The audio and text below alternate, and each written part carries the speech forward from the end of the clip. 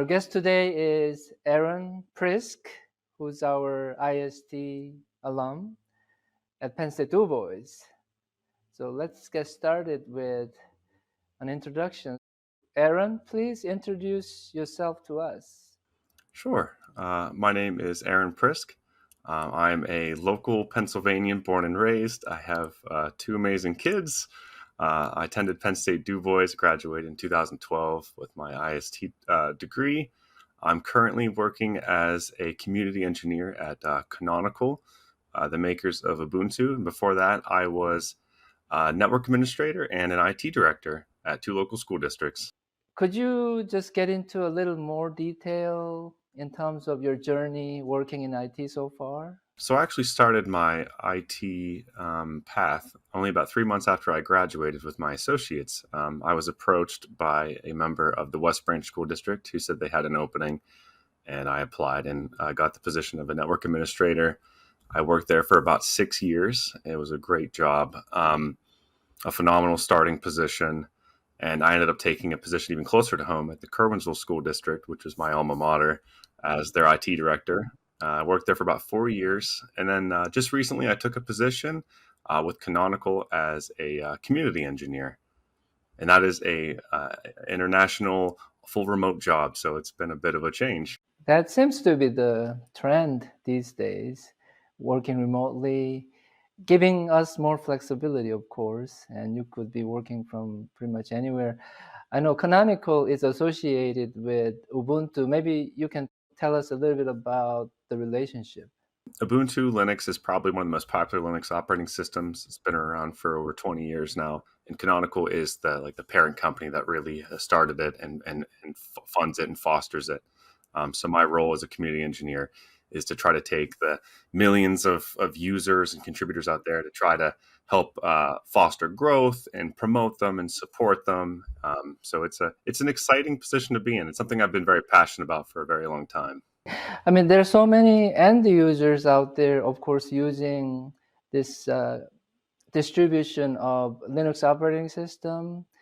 But also, I know in industry, it's a huge deal. I mean, Linux is heavily being used in industry. Is that correct? Yes, we have a lot of big corporate users. That is realistically where the money is really made is on the business side.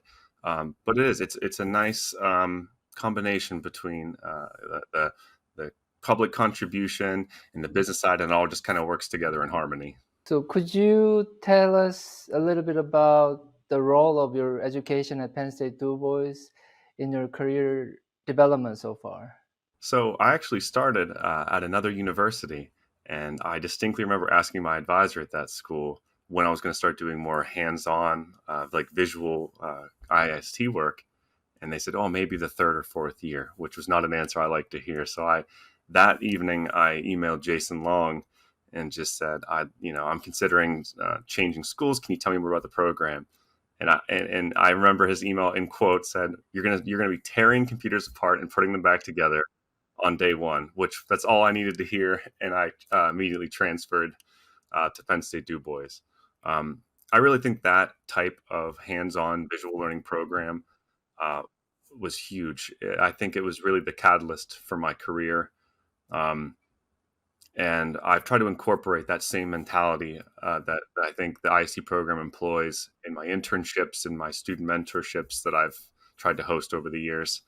And the rest of it is really history, pretty much. Yes. Right? Yes. Yeah. And I mean, I used to teach heavily, of course, as a professor of information sciences and technology myself. And I do remember a lot of students really wanting to get their hands dirty and really learning by doing. And I think that sentiment is pretty widespread, especially in IT. Yes. Very much so. Yeah, that's how you learn. Yes. And Yes. I'm Exactly. so glad to hear that Penn State DuBois is a place where we can really give that type of hands-on education. Absolutely. Very exciting. Can you share any kind of a fond memory you had at Penn State DuBois? There are quite a few. I spent a lot of time in the DEF building, which is like the main IST building for people who aren't aware, and did a lot of like side projects with some friends of mine that I had met through the IST program, who fast forward to today are like fellow colleagues of mine that I chat with quite a bit. Some of them actually work in the school industry. So it's nice to see that those side projects turned into friendships, which turned into like future like work opportunities for these people. And also probably working with the game day was a lot of fun.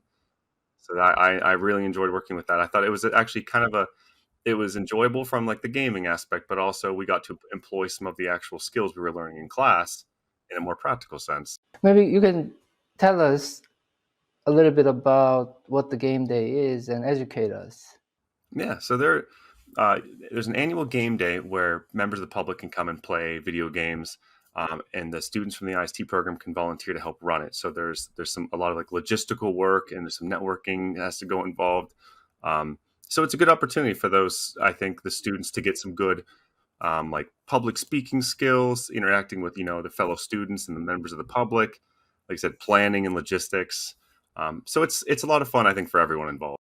Going back to our conversation about hands-on education, you really think that our campus is equipped to deliver that just because, of course, all the faculty members we have here really hands-on minded, but also on top of that, all the equipment and the infrastructure we have, which is very unique at our campus. Maybe you can elaborate on that a little bit.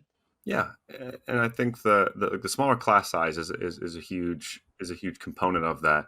Very much hands on. Everyone knows their professors. The professors all know them. Um, I know in larger universities, you won't have the chance to actually. I mentioned like tear apart a server and actually work on it to build your own network. So yeah, being able to actually touch like enterprise grade networking equipment at a first or second year in a university is huge. I don't know anyone else around that does anything similar to that. Any advice or tips for our students at Penn State DuBois? I would say a big tip that I give to students that come through our internship programs has always been to not underestimate the importance of so-called soft skills, technical writing and public speaking being two that come to mind right away. I don't think they understand just how important and crucial that is when you go into the real world, into the real IT world. That can be the difference between you getting a position, you getting a promotion, you getting seen within your company or business. So don't ever underestimate those gen ed classes and those soft skills that you learn through them. They are vital. Yeah, that is a perfect tip. We didn't really talk about this when we were preparing for our interview, but you just hit the nail right on its head, because I think that's what people are struggling with the most, especially when they're out of their college education, because they miss that opportunity. And trying to do that after college education really puts a lot of pressure on those people. Very much so. Yeah, Very much yeah, so. yeah. Of course, you can get it done, but Yeah. when you have plenty of opportunities, Yeah. when you can take all those classes, especially communications classes, reading, writing, presentation skills, I think they definitely need to take advantage of all those opportunities. Take it very Yes. seriously. Yeah. Yes. We always talk about the importance of continuing education. Can you tell us a little bit about what your thoughts are on continuing education, what kind of difference it makes in your career development as an IT professional? I think it's incredibly important. Technology Mm-hmm, is mm-hmm, rapidly changing and mm-hmm, evolving. mm-hmm, If you mm-hmm, become complacent, you'll fall behind mm-hmm, really, really quickly. mm-hmm. Um, so I think spending a lot of time learning new skills, refreshing the skills that you currently have, keeping aware of changes in trends within the tech industry is critical. And there's a lot of ways to do that now. There's so much free online courseware, along with paid university programs. I think there's no lack of content out there, Mm-hmm. but you have to be aware that you need to be learning. Like I said, to keep from getting burnt out and to keep from getting left behind on it. Oh yeah, yeah, yeah.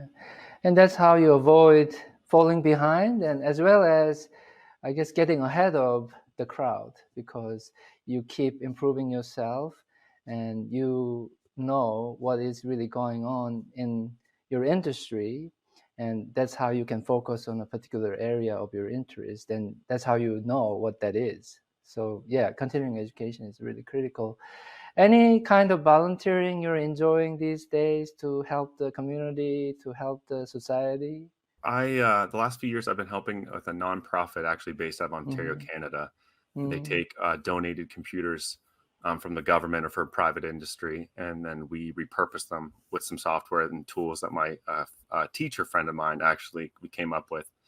And as of today, we've donated about, I think, 5,000 of these computers to Wow. underprivileged schools or underprivileged families in the Mm-hmm. US, Canada, and then some in Europe. So that's been an amazing program. I'm very proud of Mm-hmm. working with that. Mm-hmm. And then on the Mm-hmm. side, also do some writing and authorship with Red Mm-hmm. Hat has what's called Mm-hmm. opensource.com, which they Mm-hmm. publish all kinds of technology related content. It's all free under Creative Commons. So Wow. whenever I have time, I try to write some articles for them as well Mm-hmm. to help Mm-hmm. share knowledge with Mm-hmm. the world. Wow. You're doing a lot. That's really impressive. And a lot of times, I think the equipment you're talking about, I mean, the computers, cell phones, all kinds of computing equipment, pieces of equipment, they just get thrown away. And I'm just so happy to hear that you're repurposing a lot of those devices. That's even good for the environment, right? Yes, yes. Yeah, very There's exciting. so many Yeah, benefits to doing yeah, that. Yeah, and you're yeah, putting yeah, computers in kids' yeah. hands who don't have Mhm. access. So it's Uh-huh. huge. Yeah, thank you so much for what you're doing. Thank you. Any future plans? Any career goals? I think I'd like to probably keep doing what I'm doing for a little while longer. Uh-huh. But ultimately, I think I would kind of Uh-huh. like to maybe get into teaching IT. Oh, I've always wow. had a great passion of mine helping, Mm-hmm. teach students and working with Mm-hmm. interns. So Mm-hmm. I've considered maybe at some point, Mm-hmm. maybe Mm-hmm. becoming a teacher or Mm-hmm. professor of IT. Mm-hmm. Mm-hmm. Wonderful. That's exciting. That's the career path I've taken. I haven't really looked back since I started back in 2005. I received my PhD in 2005, and I've been teaching and being in academia since then. Been really enjoying the journey. So yeah, welcome to the world of academia, and I really encourage you to, you know, really explore those opportunities. Thank you. Yeah, Wonderful. I think Mhm. it's a worthwhile pursuit. Exciting. Thank you again for your interview today. I'm sure we'll be able to spend some more time later, but it was my pleasure and honor to spend some time with you today. Well, thank you. You as well.